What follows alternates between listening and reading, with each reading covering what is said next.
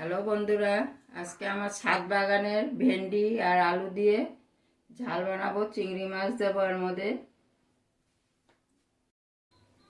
কড়াই বসিয়ে দিয়েছি, কড়াই গরম হয়ে গেল। এবারে তেল দেব।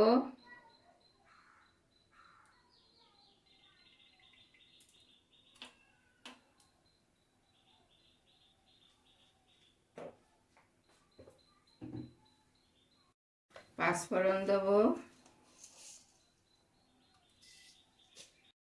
আমার ফোড়নটা হয়ে গেছে, পাঁচফোড়নটা। এবারে পেঁয়াজ দেবো।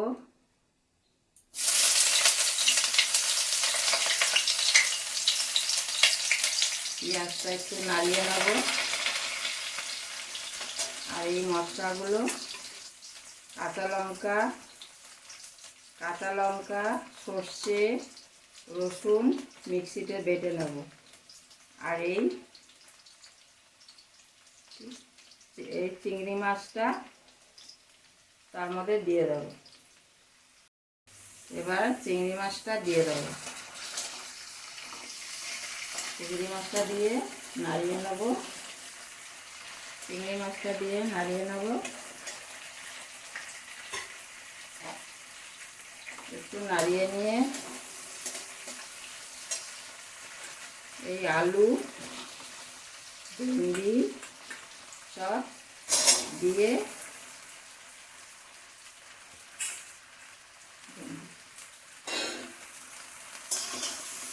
ভাজা ভাজা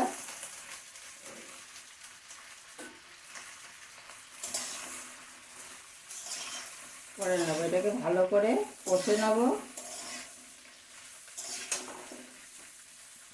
নুন হলুদটা দিয়ে দেবো।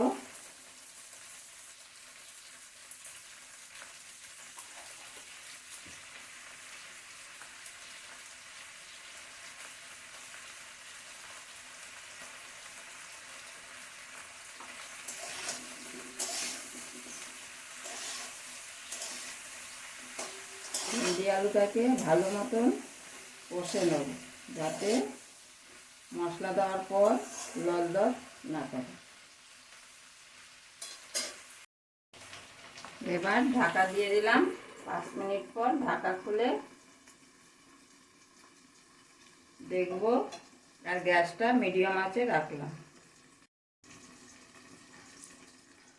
এবার ঢাকাটা খুলে দেখব।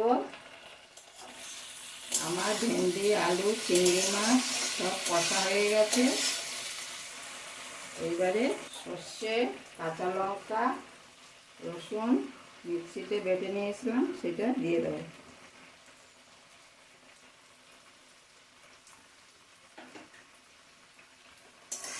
দিয়ে একটু নাড়িয়ে নেব। নাড়িয়ে নিয়ে জল দেব। জলটা সামান্য দেব। আলু সিদ্ধ হয়ে গেছে, ভেন্ডিও সিদ্ধ হয়ে গেছে। শুধু মশলাটার জন্য সামান্য জল দিয়ে আবার ঢাকা দিয়ে দেব।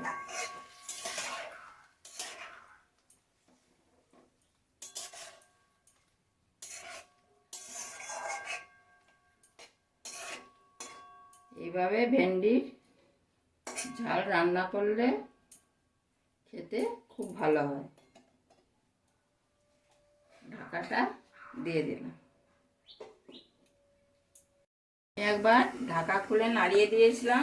এবার ঢাকা খুলে দেখব আমার ভেন্ডি, আলু, চিংড়ি মাছের ঝাল হয়ে গেছে। এবারে নামিয়ে নেব।